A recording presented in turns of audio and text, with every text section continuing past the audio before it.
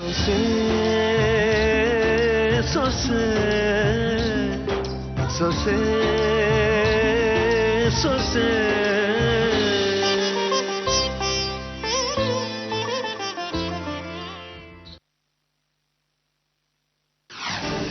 ಆಪುಂಡು ಏನೇನಿಲ್ಲಕ್ಕನೆ ಆಪುಂಡು ಗೊತ್ತಾಯ್ತು ಹೇಳಿ ಸರ್. ಹೇಳಬೇಕಾಗಿರೋದು ನೀನು.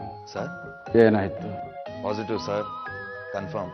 ನಿನ್ನ ಪಿಂಡ ಸೀತಾರಾಮಯ್ಯನ ಮೊಮ್ಮಗಳ ಹೊಟ್ಟೆಲೆ ಬೆಳೆತಿರೋದು ಕನ್ಫರ್ಮ್ ಆಯ್ತು ಅಂದ ತಕ್ಷಣ ಆ ಮನೆಯ ವೀಕ್ ಪಾಯಿಂಟ್ಸು ನಿನಗೆ ಸಿಕ್ತು ಅಂತ ಅರ್ಥ. ಕಂಗ್ರಾಟ್ಸ್. Thank you sir. ಈಗ ನನ್ನ ವೀಕ್ ಪಾಯಿಂಟ್ಸ್ನ ಸ್ಟ್ರಾಂಗ್ ಮಾಡೋ ಕೆಲಸ ಶುರು ಮಾಡೋ. ಆಯ್ತು ಸರ್. ಆಯ್ತು ಅಂತ ಸುಮ್ಮನೆ ಕೂತ್ರೆ ಆಗಲ್ಲ ಚೇತನ್. ಈಗಲೇ ನಿನ್ನ ನಿಜವಾದ ಮುಖನ ತೋರಿಸು. ನಾನು ಲಾಯಲ್ ಆಗಿರೋದು ನಿಮಗೆ ಸರ್. ಬರೀ ಬಾಯಿ ಮಾತಲ್ಲಿ ಹೇಳಿದ್ರೆ ಸಾಲದು, ಮಾಡಿ ತೋರಿಸು.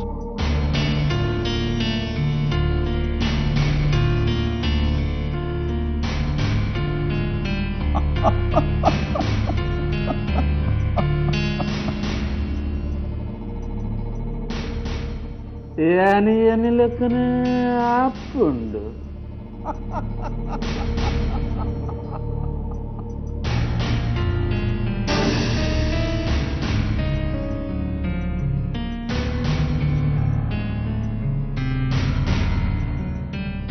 ಯಾಕೆ ಚೇತು, ಏನಾಯ್ತು? ಯಾರು ಫೋನ್ ಮಾಡಿದ್ದು? ಯಾರೆಲ್ಲ ಬಿಡು. ಅಪ್ಸೆಟ್ ಆಗಿರೋ ಆಗಿದೆ. ಏನಾಯ್ತು? ನಿಂಗೆಲ್ಲ ವಿಚಾರ ನಾನು ಹೇಳೋಕ್ಕಾಗತ್ತಾ ಹೇಳು? ಪ್ಲೀಸ್ ನನ್ನ ಪಾಡಿಗೆ ನಾನು ಬಿಟ್ಬಿಡು. ಅಲ್ಲ, ಊಟ ಮಾಡಲ್ವಾ? ನನಗೆ ಬೇಡ, ನೀನ್ ಮಾಡು. Good night. ಯಾಕಿವತ್ತು ಇವನು ಈ ರೀತಿ ಆಡ್ತಿದ್ದಾನೆ? ಯಾವತ್ತೂ ಈ ರೀತಿ ಮಾತಾಡ್ದವನೇ ಅಲ್ಲ.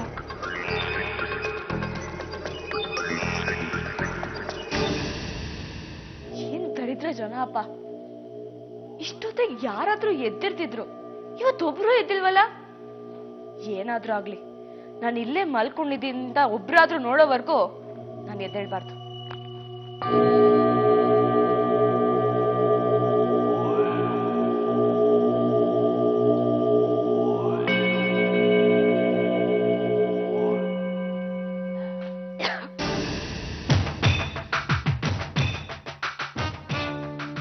ಮಾರುತಿ ಹೊರಗಡೆ ಆಯ್ತು.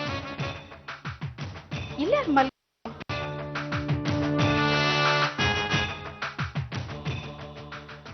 ಗಾಯತ್ರಿ ಅಕ್ಕ, ಇವಳು ಯಾಕೆ ಇಲ್ಲಿ ಮಲ್ಕೊಂಡಿದ್ದಾಳೆ? ಅದೇ ಗೊತ್ತಾಗ್ತಿಲ್ಲ. ಗಾಯತ್ರಿ ಎದ್ದೇಳಮ್ಮ. ಬೆಳಗಾಗೋಯ್ತಾ?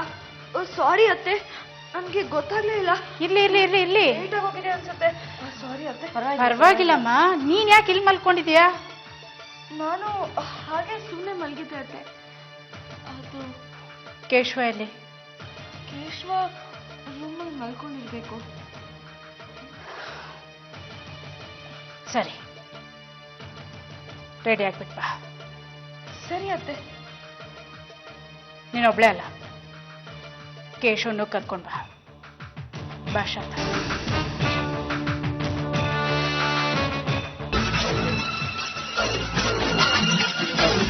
ಇಂಥ ಸಮಯದಲ್ಲಿ ಯಜಮಾನನ್ನ ಕರ್ಕೊಂಡು ಬರ್ದೇ ಇದ್ರೆ ತಪ್ಪಾಗುತ್ತೆ. ಖಂಡಿತ ಕರ್ಕೊಂಡು ಬರ್ತೀನಿ.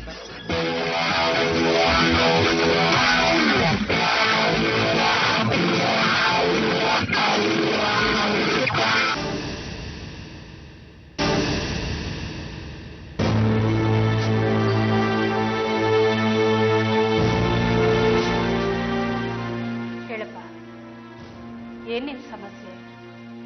ಏನಾದ್ರೂ ಪ್ರಾಬ್ಲಮ್? ಏನಿಲ್ಲಮ್ಮ. ಗಾಯತ್ರಿ, ನಿಂದೇನಾದ್ರೂ ಸಮಸ್ಯೆ ಇದೆಯಾ?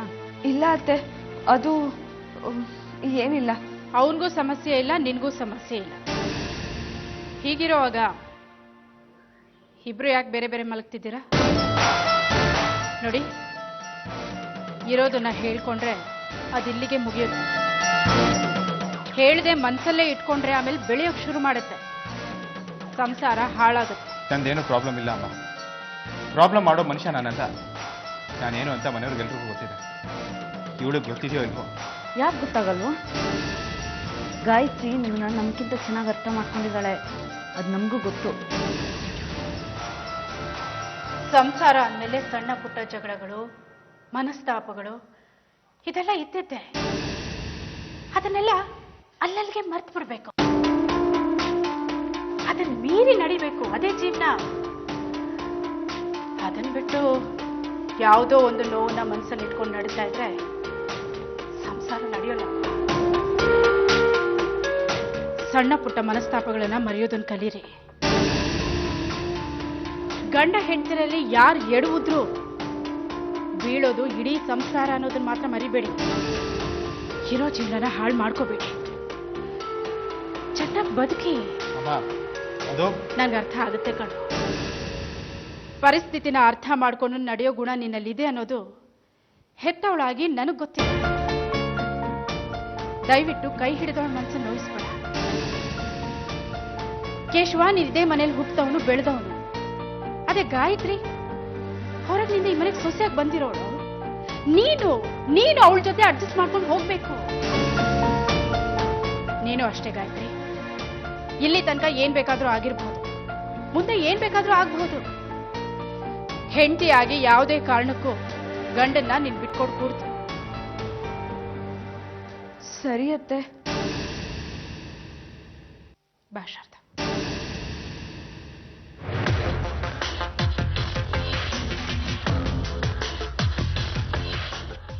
ಏನ್ ಯಜಮಾನ್ರೆ ಹಾಗ್ ನೋಡ್ತಿದ್ದೀರಾ?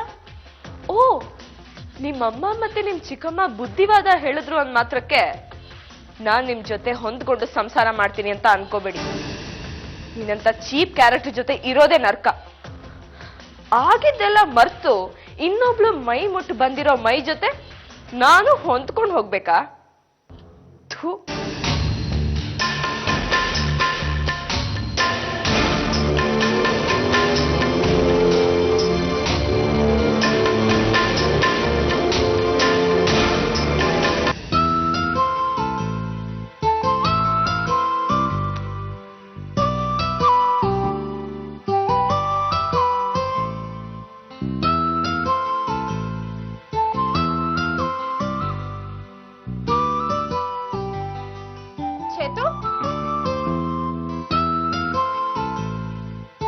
ನಂಗೆ ಎಬ್ಬಿಸ್ದೆ, ಗುಡ್ ಮಾರ್ನಿಂಗ್ ಹೇಳ್ದೆ, ಆಫೀಸ್ಗೆ ಹೊರಟಿದ್ಯಾ? ಸಾರಿ, ಗುಡ್ ಮಾರ್ನಿಂಗ್. ಅದು ನೀನ್ ಮಲಗಿದ್ಯಲ್ಲ, ಏನಿಗೆ ಡಿಸ್ಟರ್ಬ್ ಮಾಡೋದು ಅಂತ ಸುಮ್ಮನೆ ಅದೇ. ನಾನ್ ಡಿಸ್ಟರ್ಬ್ ಆಗೋದು ಹಾಗಿರ್ಲಿ, ನೆನ್ನೆ ರಾತ್ರಿಯಿಂದ ನೀನ್ ಡಿಸ್ಟರ್ಬ್ ಆಗಿದ್ಯಲ್ಲ, ಏನಕ್ಕೆ? ಏನಿಲ್ವಲ್ಲ. ಏನು ಇಲ್ಲ ಅಂತ ರಾಗ ಹೇಳಿದ್ರೆ ಏನೋ ಇದೆ ಅಂತಾನೆ ಅರ್ಥ. ಏನ್ ಹೇಳು? ಬಿಡು, ಅವೆಲ್ಲ ಇವಾಗ ಬೇಡ. ಚೇತು, ನಾವಿಬ್ರು ಪ್ರೀತಿಸಿ ಮದ್ವೆ ಆಗಿರೋರು. ಸಂತೋಷನ ಹೇಗಿಬ್ರು ಹಂಚ್ಕೊಂತೀವೋ ದುಃಖನೂ ಹಾಗೆ ಹಂಚ್ಕೋಬೇಕಲ್ವಾ? ನಮ್ಮಿಬ್ರು ಮಧ್ಯೆ ಯಾವುದೇ ಮುಚ್ಚು ಮರ ಇರಬಾರ್ದು. ಪ್ಲೀಸ್ ಹೇಳು. ಹಾಗಲ್ಲ ವಸು, ಆ ವಿಷಯ ನಿಂಗೆ ಹೇಳಿದ್ರೆ ನೀ ಎಲ್ಲಿ ಬೇಜಾರು ಮಾಡ್ಕೊಂತೀವ ಅಂತ. ಹಾಗಾದ್ರೆ ನೀನು ನನ್ನನ್ನ ನಿನ್ನೋಳು ಅಂತ ಅನ್ಕೊಂಡಿಲ್ಲ, ಬೇರೆಯವಳು ಅಂತ ಅನ್ಕೊಂಡಿದ್ಯಾ? ಚೇಚೆ, ಹಾಗೆಲ್ಲ ಏನೂ ಇಲ್ಲ ಚಿನ್ನ. ನನ್ ಸ್ವಲ್ಪ ಅರ್ಥ ಮಾಡ್ಕೋ. ನಾನ್ ನಿನ್ನನ್ನು ಅರ್ಥ ಮಾಡ್ಕೋಬೇಕು ಅಂದ್ರೆ ಏನಿದೆ ಅನ್ನೋದನ್ನ ಸ್ಪಷ್ಟವಾಗಿ ನಂಗೆ ಹೇಳ್ಬೇಕು ಅಷ್ಟೇ.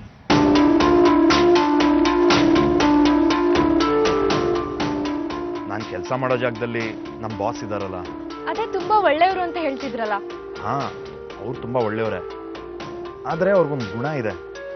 ಅವ್ರು ಏನಾದ್ರೂ ಇಷ್ಟಪಟ್ರೆ ಅದನ್ನ ತಮ್ದಾಗಿಸ್ಕೊಳ್ತಾರೆ, ಅದೆಷ್ಟೇ ಖರ್ಚಾದ್ರು. ಈಗ ಅವರೊಂದು ಜಾಗ ನೋಡಿದ್ದಾರೆ, ಅಟ್ ಎನಿ ಕಾಸ್ಟ್ ಅದನ್ನು ತಗೊಳ್ಳೇಬೇಕು ಅಂತ ಕೂತಿದ್ದಾರೆ. ಅದ್ರ ಜವಾಬ್ದಾರಿನ ನನಗೆ ವಹಿಸಿದ್ದಾರೆ. ಮತ್ ಕೊಡ್ಸಕ್ಕೇನಂತೆ? ದುಡ್ಡು ಎಷ್ಟ್ ಬೇಕಾದ್ರೂ ಕೊಡಕ್ ರೆಡಿ ಇರುವಾಗ ನಿಂಗ್ ಮಾತಾಡಕ್ಕೇನು? ನನಗ್ ಮಾತಾಡಕ್ಕೆ ಏನು ಪ್ರಾಬ್ಲಮ್ ಇಲ್ಲ. ಆದ್ರೆ ನಮ್ಮ ಬಾಸ್ ನೋಡಿರೋಂಥ ಜಾಗದ ಓನರು ಇವಾಗ ಅದನ್ನ ಮಾರಕ್ಕೆ ರೆಡಿ ಇಲ್ಲ. ಕನ್ವಿನ್ಸ್ ಮಾಡ್ಬೇಕು, ಅಲ್ಲೇ ತಾನೇ ನಿನ್ ಟ್ಯಾಲೆಂಟ್ ಯೂಸ್ ಆಗೋದು. ನಿಜ, ಆದ್ರೆ ಆ ಜಾಗದ ಓನರ್ಗೆ ಇವಾಗ ಅದನ್ನ ಮಾರೋ ಅಗತ್ಯ ಇಲ್ಲ.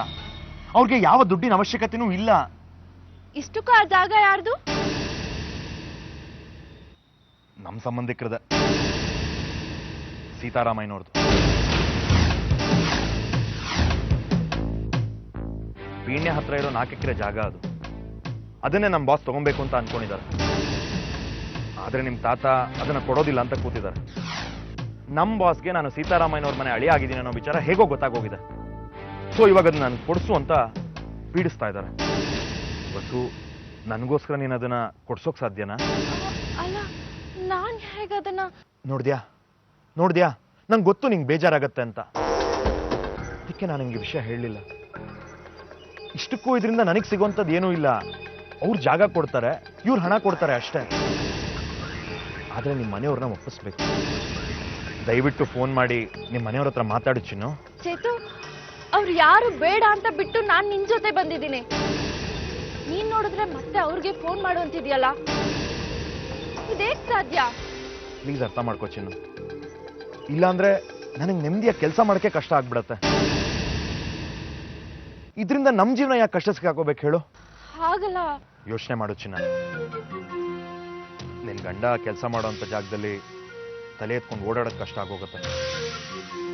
ನೀನು ನನಗೋಸ್ಕರ ನಿಮ್ಮ ಮನೆಯವ್ರ ಹತ್ರ ಫೋನ್ ಮಾಡಿ ಮಾತಾಡ್ತೀಯ ಅಂತ ಅನ್ಕೊಂಡಿದ್ದೀನಿ.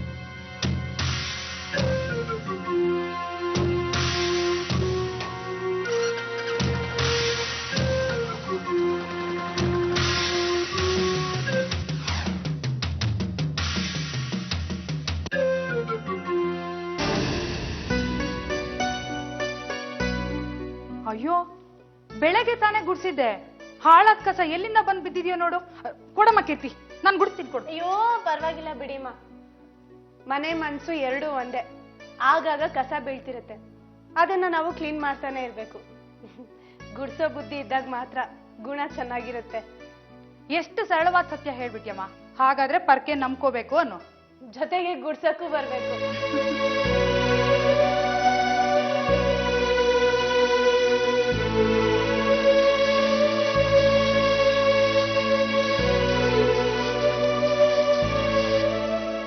ಹಲೋ ಕೀರ್ತಮ್ಮ, ನಾನು ಮಾರುತಿ.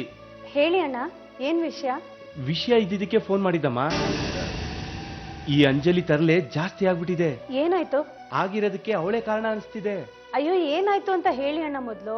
ಕೆಲಸ ಮುಗಿಸ್ ಬಂದ್ ಕೇಶವಣ್ಣ ಆರಾಮಾಗಿ ಮಲ್ಗೋದ್ ಬಿಟ್ಟು ರಾತ್ರಿನೇ ಮನೆಯಿಂದ ಹೋಗಿ ಬೆಳಿಗ್ಗೆ ಬಂದ್ರು ಗೊತ್ತಾ ಕೀರ್ತಮ್ಮ? ಏನೋ ಕೆಲ್ಸ ಇರ್ಬೇಕು, ಹೋಗಿರ್ತಾರೆ. ಇಲ್ಲ ಕೀರ್ತಮ್ಮ, ಮುಖ ಉದಿಸ್ಕೊಂಡೇ ಹೋದ್ರು. ನಾನೇ ನೋಡ್ದೆ. ಖಂಡಿತ ಇವಳೇ ಏನಾದ್ರೂ ಮಾಡಿರ್ತಾಳೆ. ಅಣ್ಣ, ನಾನು ಅಂಜಲಿ ಕೆಟ್ಟವಳು ಅಂದ ತಕ್ಷಣ ಅವಳು ಮಾಡೋ ಪ್ರತಿಯೊಂದ್ರಲ್ಲೂ ಕೆಟ್ಟದನ್ನ ಹುಡುಕ್ಬಾರ್ದು. ಇದು ಕೆಟ್ಟದು ಅಂತ ಮನ್ಸಿಗೆ ತಟ್ಟೋ ಹಾಗೆ ಅನಿಸ್ದಾಗ ಮಾತ್ರ ಅದರಿಂದ ಒಂದು ದೊಡ್ಡ ಸಮಸ್ಯೆ ಶುರುವಾಗುತ್ತೆ ಅಂತ ಆಗತ್ತೆ. ಅದಕ್ಕೆ ನಾನು ಫೋನ್ ಮಾಡಿದ್ದು. ಕೀರ್ತಮ್ಮ, ಕೇಶವಣ್ಣ ಕುಡ್ಕೊಂಬರಕ್ ಶುರು ಮಾಡಿದ್ದಾರೆ. ಏನು?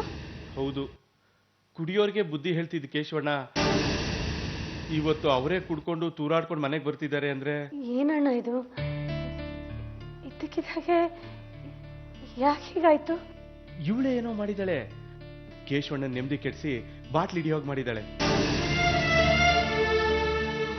ಈ ಕ್ಷಣಕ್ಕೆ ಇರೋ ಸತ್ಯನ ಎಲ್ರ ಮುಂದೆ ಹೇಳ್ಬಿಡ್ಬೇಕು ಅನಿಸ್ತಿದೆ. ಇವಳನ್ನ. ಅಣ್ಣ ಪ್ಲೀಸ್, ಆತರ ಪಟ್ರೆ ಅನ್ಕೊಂಡಿದ್ ಕೆಲಸ ಮಾಡಕ್ ಆಗಲ್ಲ. ಹಾಗಂತ ಕೇಶವಣ್ಣ ಕುಡ್ಕ ಆಗೋದನ್ನ ನೋಡ್ಕೊಂಡು ಸಹಿಸ್ಕೊಂಡಿರ್ಬೇಕಾ? ಮನೆಯವ್ರಿಗೆ ಈ ವಿಷಯ ಗೊತ್ತಾಯ್ತಾ? ಇಲ್ಲ.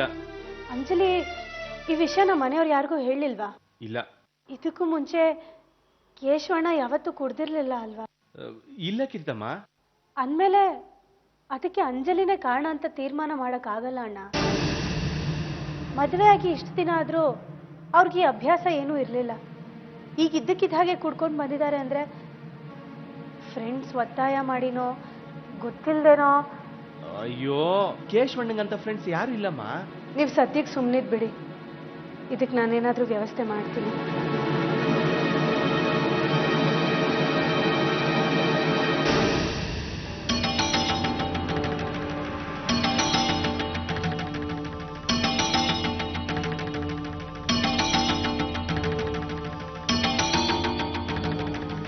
ಆ ಮನೇನ ಹಾಳು ಮಾಡಕ್ ಹೋಗಿರೋ ಅಂಜಲಿಗೆ ಕೇಶವಣ್ಣ ಮೊದಲನೇ ಬಲಿಯಾಗಿದ್ದಾರೆ. ಹಾಗಾದ್ರೆ ವಸುಧಾ ಮನೆ ಬಿಟ್ಟು ಹೋಗಕ್ಕೂ ಅಂಜಲಿನೇ ಕಾರಣನಾ? ವಸುಧನ್ ಹಾರಿಸ್ಕೊಂಡು ಹೋದ ಹುಡುಗ ಅಂಜಲಿಗೆ ಏನಾದ್ರೂ ಪರಿಚಯ ಇದಾನ?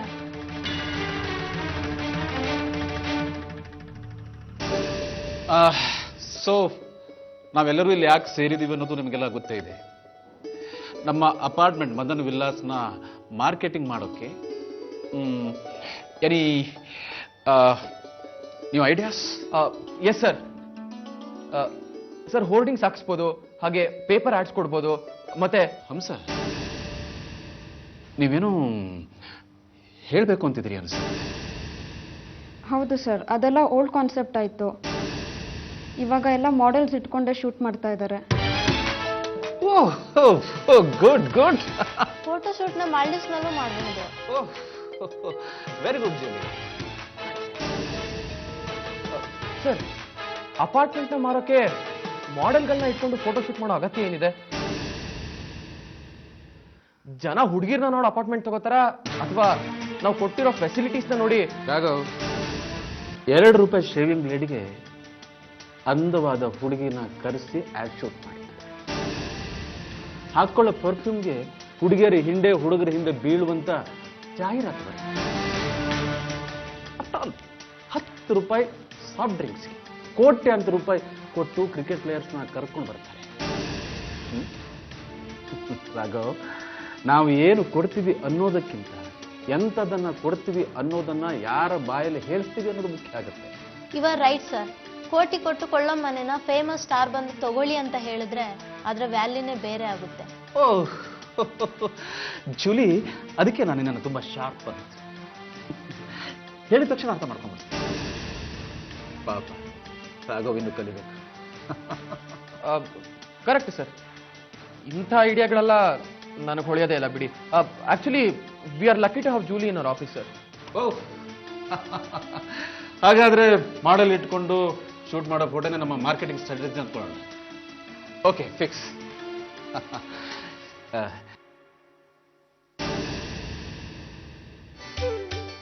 ಮಾರುತಿ, ಮಾವ ರೂಮಲ್ಲೇ ಇದ್ದಾರೆ. ಅವ್ರಿಗೆ ಊಟ ಬೇಡವಂತೆ. ಮರಿದೆ ಆಮೇಲೆ ಹಾಲು ತಗೊಂಡೋಗಿ ಕೊಟ್ಬಿಡು. ಸರಿ.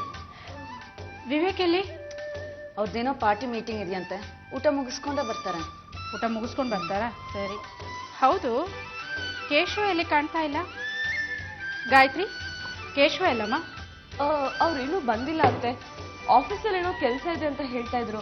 ಲೇಟಾಗಿ ಬರ್ತಾರೆ ಅನ್ಸುತ್ತೆ. ಇಷ್ಟೊತ್ತವರೆಗೂ ಎಂತ ಕೆಲಸನಮ್ಮ? ಒಂದು ಫೋನ್ ಮಾಡು. ನಾನು ಅವಾಗಿಂದ ಟ್ರೈ ಮಾಡ್ತಾ ಇದ್ದೀನಿ ಮಾವ. ಅವ್ರ ಫೋನೇ ರಿಸೀವ್ ಮಾಡ್ತಾ ಇಲ್ಲ. ಸರಿ, ನಾನೇ ಮಾಡ್ತೀನಿ. ನಾನೇ ಮಾಡ್ತೀನಿ ಮಾವ.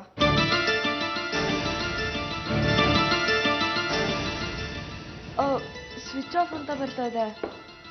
ಸರಿ ಸರಿ, ಬರ್ತಾನೆ ಬಿಡು ಲೇಟಾಗಿ. ಮಾರುತಿ, ಕೇಶವ ಬಂದಾಗ ನೀನೇ ಅವ್ನಿಗೆ ಊಟ ಬಡಿಸು. ಎಲ್ಲರೂ ಊಟ ಮಾಡಿ ಮಲ್ಕೊಳ್ಳಿ.